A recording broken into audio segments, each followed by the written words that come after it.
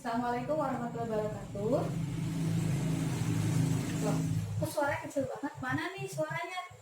Assalamualaikum warahmatullahi wabarakatuh. Nah, gitu dong suaranya yang kenceng ya, biar semangat. Masa pagi-pagi nggak semangat sih? Gimana kabarnya hari ini? Alhamdulillah, semoga kita selalu sehat walafiat dan selalu dilindungi oleh Allah Subhanahu wa taala. Ya, alangkah baiknya sebelum belajar kita berdoa terlebih dahulu. Ya, tolong ketua kelas pimpin doanya.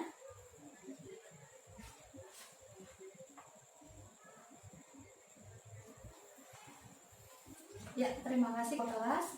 Nah, karena ini pertemuan pertama kita, ya, sebelumnya Ibu ingin memperkenalkan diri, ya.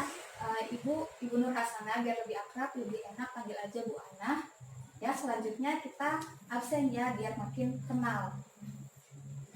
Agus, Alul, Dita, Putri, Wahyu Ningsih. Oke, hadir semua ya. Nah, ada yang tahu gak sih kita hari ini akan membahas apa? Akan belajar apa sih kita? Ya, boleh lihat ke depan. Ini ada media pembelajaran yang sudah Ibu buat. Hari ini kita akan membahas mengenai kolonialisme dan imperialisme bangsa Barat di Indonesia. Nah, sebelumnya ada yang tahu gak sih bangsa Barat mana aja yang pernah datang ke Indonesia? Yang pernah menjajah Indonesia? Mana aja kira-kira? Belanda. Nah, iya benar, Belanda ya. Yang paling lama datang ke Indonesia dan menjajah Indonesia. Terus mana lagi? Portugis. Iya, pintar. Terus Inggris.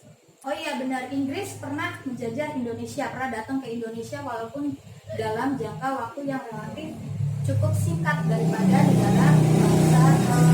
negara-negara barat lainnya, ya.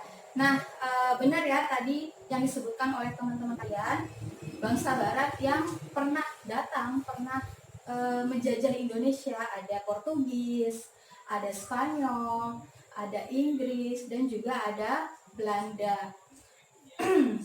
Nah, terus sebelumnya ada yang tahu nggak sih kenapa ya kira-kira bangsa Barat itu tertarik datang ke Indonesia?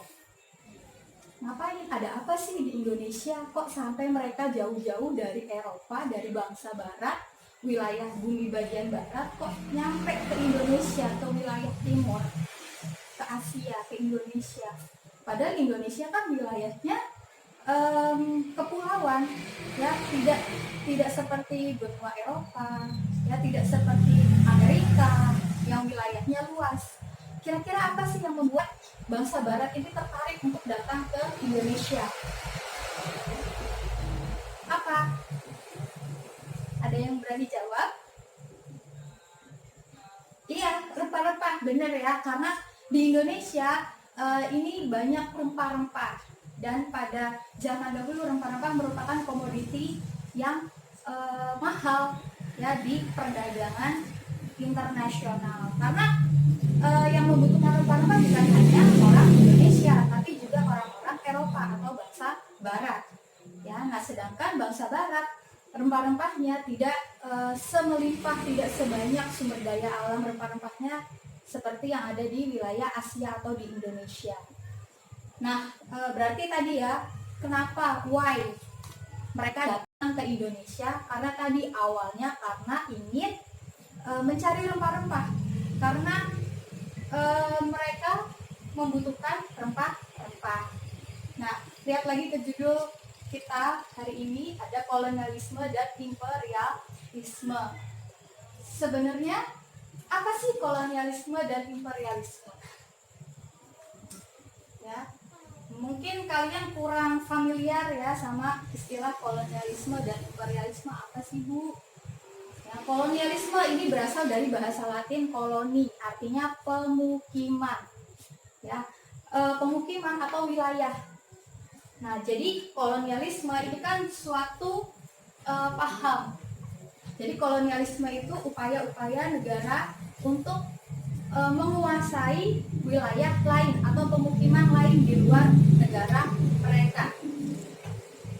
Nah, kalau imperialisme itu artinya memerintah, ya. Jadi mereka ingin memerintah, ingin berkuasa, ingin memberikan pengaruh di suatu negara di luar negaranya. Nah, sampai sini ada yang mau nanya? Paham ya? Lanjut ya. Nah, gimana sih sejarah perkembangan perjalanan kolonialisme, imperialisme bangsa Barat di Indonesia? Nah, sebelumnya kita lihat dulu video penaklukan Byzantium atau Konstantinopel oleh Kesultanan Turki Utsmani pada tahun 1453. Ya, disimak ya. Oke, setelah melihat video tersebut, gimana menurut kalian video tersebut? Ya, tentang apa? Tadi ya tentang penaklukan Byzantium oleh Kesultanan Turki Utsmani yang dipimpin oleh siapa? Pada saat itu ada yang tahu? Dipimpin oleh Muhammad Al-Fatih, ya, dari Kesultanan Turki Utsmani. Nah, sebenarnya kota Byzantium itu mana sih tadinya dikuasai oleh siapa? Nah, tadinya Byzantium itu merupakan kerajaan dari Romawi Timur, ya. Nah, atau Byzantium, Romawi Timur atau Konstantinopel sebutannya. Nah, sekarang dikuasai oleh Turki Utsmani sejak tahun 1453. Dan sekarang kita kenal namanya kota Istanbul, ya, kota Turki. Nih kalau kita lihat di peta, ya nih, ini Turki ya. Jadi ini yang pada tahun 1453 abad ke-15 itu merupakan pusat perdagangan di Eropa pada saat itu, pada saat berada di bawah Romawi Timur. Ya, nah berdasarkan tadi, ya kan, Byzantium atau Romawi Timur, Konstantinopel sudah ditaklukkan oleh Kesultanan Turki Utsmani, otomatis kebijakan pun berubah, ya, karena wilayah tersebut bukan berada di bawah kekuasaan Romawi Timur lagi. Nah, Kesultanan Turki Utsmani mengeluarkan kebijakan kalau menutup perdagangan untuk bangsa Eropa. Jadi bangsa-bangsa Eropa yang tadinya melakukan jual beli di kota Byzantium tersebut otomatis kehilangan tempat jual beli, ya, kehilangan tempat jual beli rempah-rempah. Akhirnya hal tersebut mendorong bangsa Eropa untuk mencari sumber rempah-rempah, sumber negara penghasil rempah-rempah, ya. Nah, itu merupakan salah satu latar belakang dari bangsa Eropa atau bangsa Barat melakukan perjalanan ke wilayah Asia atau ke wilayah Indonesia. Nah, latar belakang yang kedua yaitu ada berkembangnya ilmu pengetahuan geografi dan astronomi.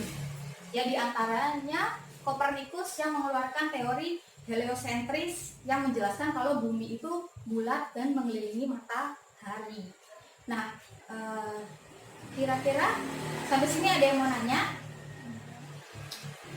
Kenapa ya kira-kira kalau bumi bulat kok melatar belakangi bangsa Eropa untuk melakukan pelayaran?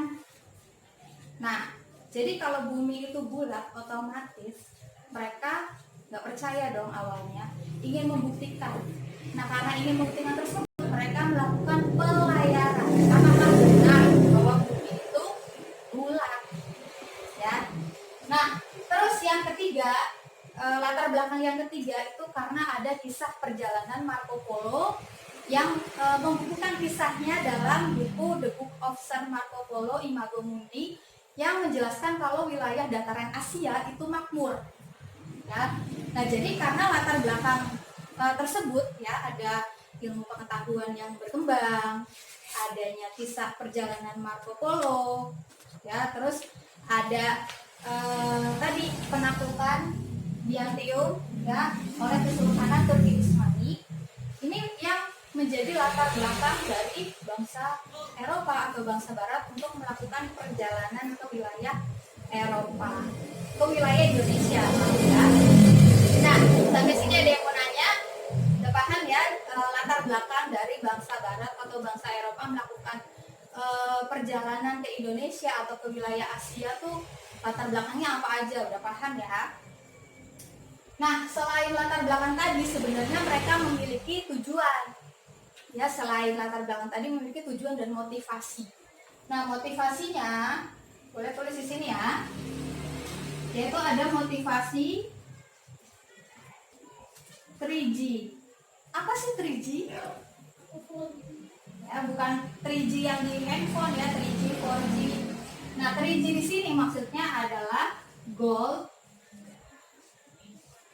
glory, dan juga gospel. Nah, gold itu kan artinya emas ya. Nah, jadi tujuannya bukan hanya mencari emas maksudnya, tapi mencari emas itu kan sesuatu yang berharga. Nah, pada saat itu rempah-rempah juga merupakan sesuatu yang berharga, apalagi karena terjadinya penutupan perdagangan di sini. Ya, otomatis rempah-rempah di dataran Eropa itu menjadi komoditi yang sangat mahal. Ya, jadi itu. Terus yang kedua ada glory atau mencari kejayaan. Kejayaan apa sih? Maksudnya mereka ingin membuktikan kalau mereka juga bisa berjaya. Bukan hanya Turki Utsmani saja yang berjaya. Terus yang ketiga ada gospel. Ya, ini juga perintah dari Paus. Paus itu merupakan tokoh keagamaan Nasrani yang pada saat itu merupakan tokoh penengah di segala hal bidang kehidupan. Nah, gospel ini merupakan upaya untuk menyebarkan agama Nasrani. Ya, jadi mereka disuruh melakukan pelayaran itu juga istilahnya disambi untuk menyebarkan agama Nasrani. Paham ya sampai sini? Nah, terus siapa aja sih yang melakukan perjalanan dari Eropa ke dataran Asia atau ke wilayah Indonesia? Nah, yang pertama ada bangsa Portugis.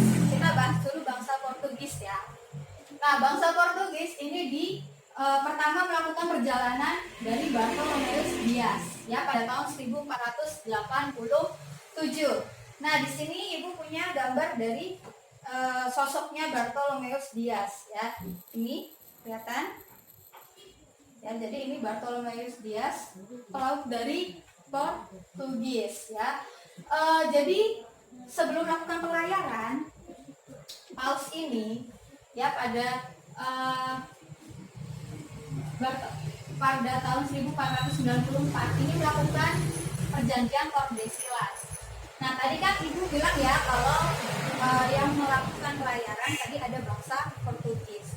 Terus nanti kemudian ada bangsa Spanyol. Nah, bangsa Eropa itu kan istilahnya nggak mungkin dong mau rebutan. Otomatis Paus ini membagi bumi bagian barat itu untuk wilayah Spanyol dan bumi bagian timur untuk wilayah Portugis. Ya, itu isi dari perjanjian Tordesillas. Nah, perjanjian Tordesillas ini, maaf ya kalau Ibu loncat dulu. Jadi perjanjian Tordesillas ini tadi membagi bumi jadi bagian barat dan juga bagian timur.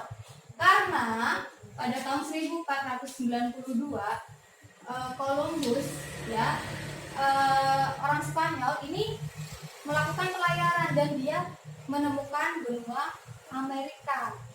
Ya, menemukan benua Amerika yang tadinya tidak tahu kalau ada dataran namanya Amerika, nama benua.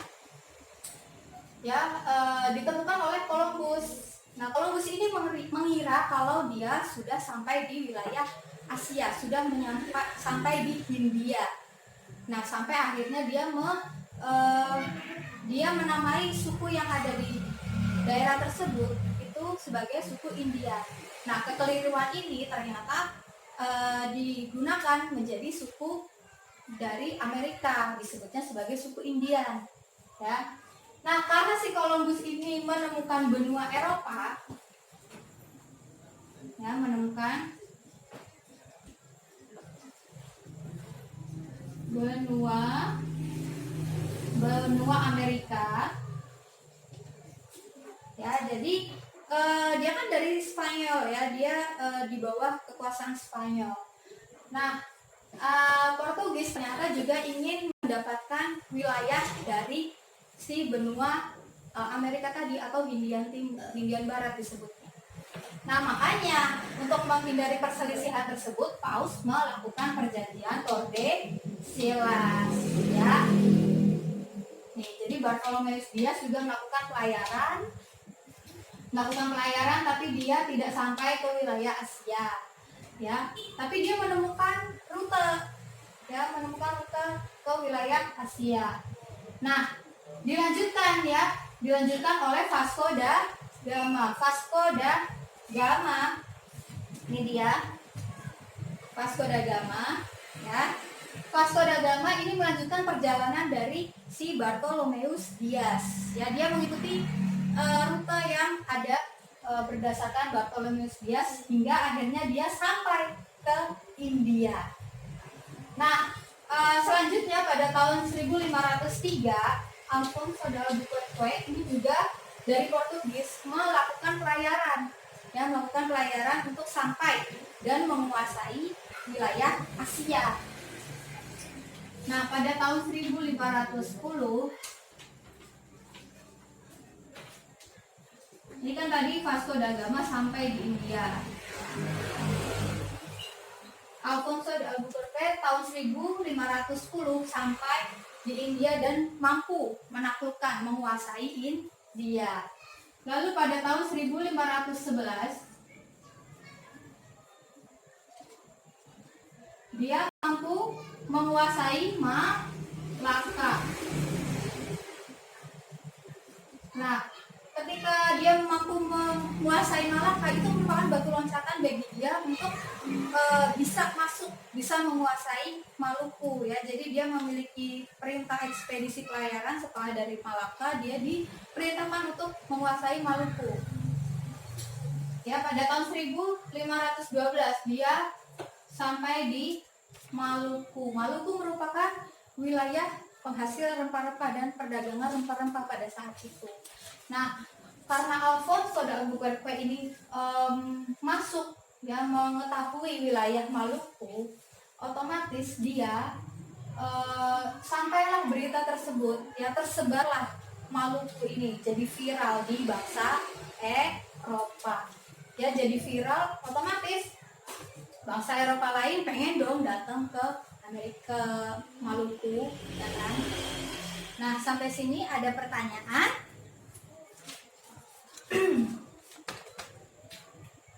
Ada nggak?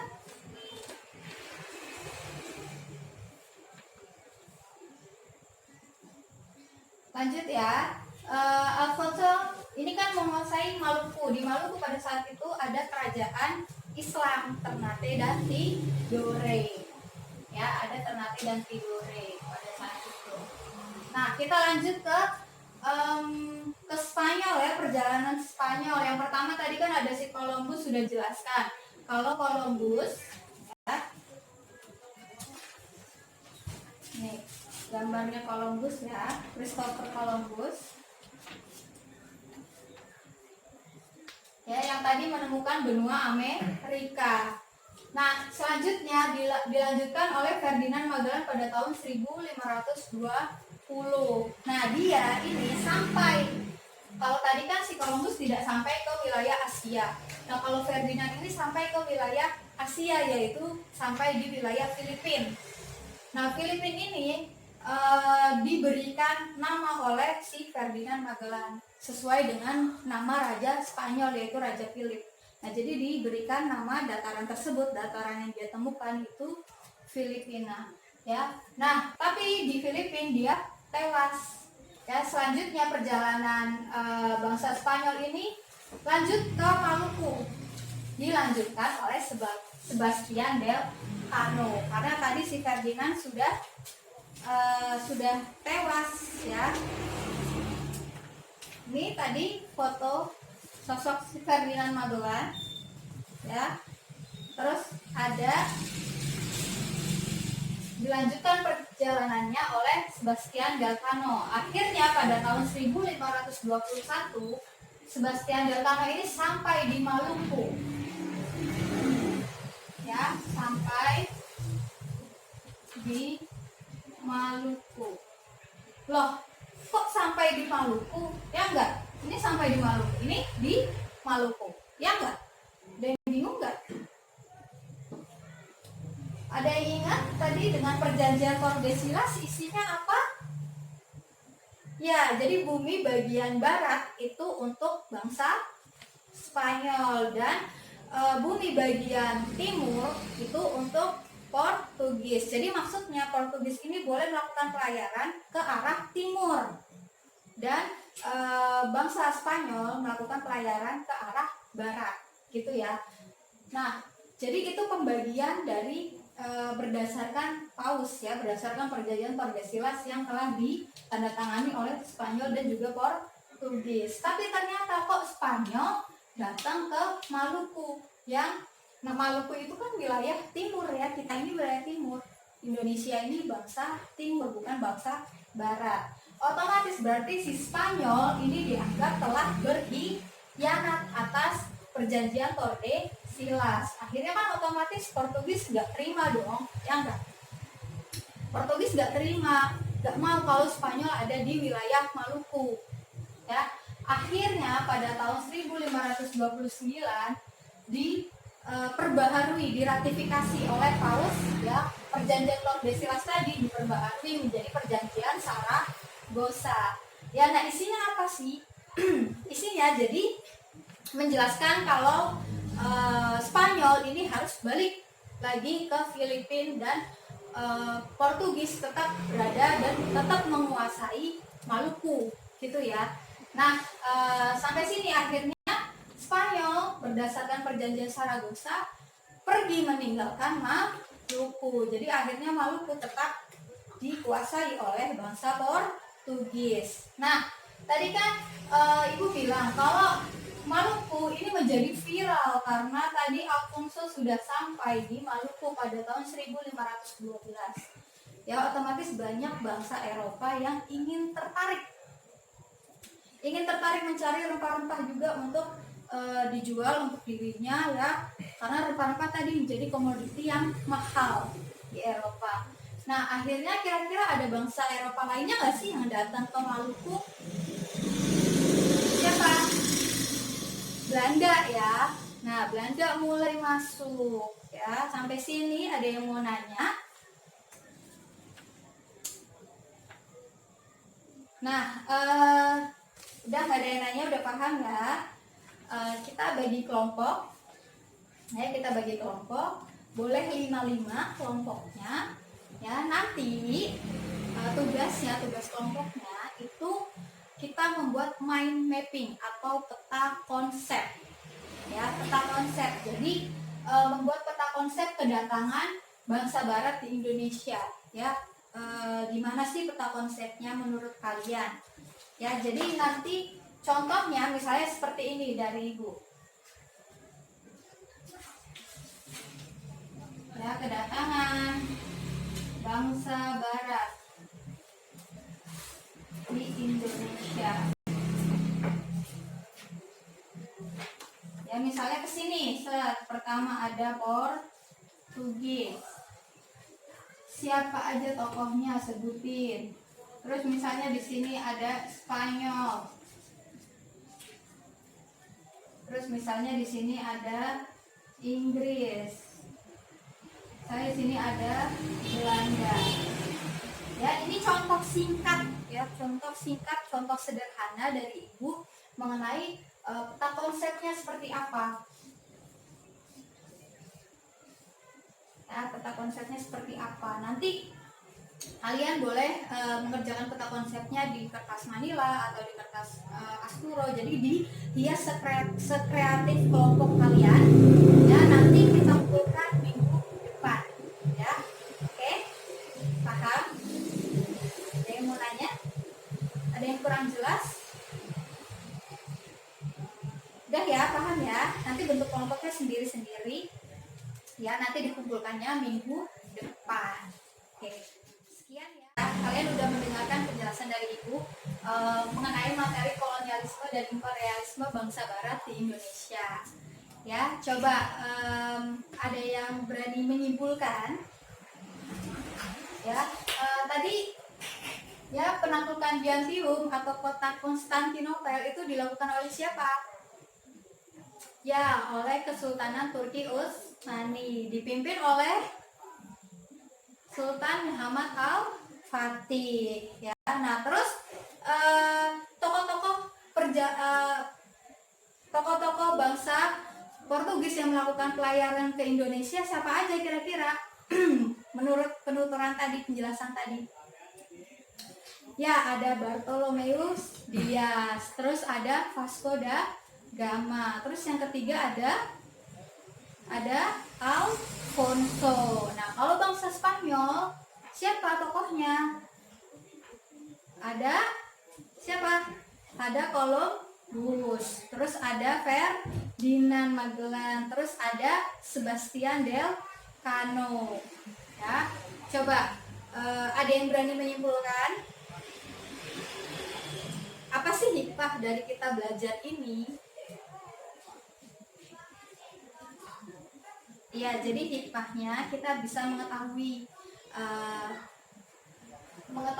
dari perjalanan perkembangan kolonialisme bangsa Barat di Indonesia itu apa aja, ya kan?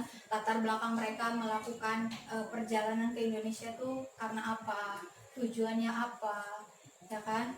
Nah, terus kira-kira apa sih dampak dari penjajahan yang mereka lakukan? Misalnya kayak tadi kan yang paling lama berarti berada di Maluku atau berada di Indonesia itu kan Portugis ya. Nah, kira-kira ada masih dampaknya buat Indonesia? Ada ya dampaknya, yaitu yang pertama dari segi agama. Ya, dari segi agama tersebarnya agama Nasrani di Indonesia, masuknya agama Nasrani di Indonesia. Terus ada juga penggunaan nama keluarga sesuai Portugis. Ya, sampai saat ini juga masih ada digunakan ya, misalnya kayak De Freitas, Da Costa, Da Silva. Terus juga ada kesenian kesenian yang istilahnya peninggalan dari kebudayaan Portugis, yaitu ada musik roncong, ada gitar, ada tanjidor. Itu merupakan kesenian dari Portugis ya. Nah, sampai sini paham? Ya, jadi nanti jangan lupa tugasnya. Terus nanti minggu depan kita ketemu lagi, tugasnya dikumpulkan dan kita akan bahas ya lanjut mengenai bangsa Belanda. Nanti yang tugasnya bagus, ya yang tugasnya menurut Ibu bagus, nanti boleh main mappingnya atau peta konsepnya ditempel di depan kelas, ya. Oke? Nah, selesai ya pertemuan kita kali ini. Ya, untuk menutup pembelajaran kita kali ini, boleh ketua kelas pimpin doa lagi.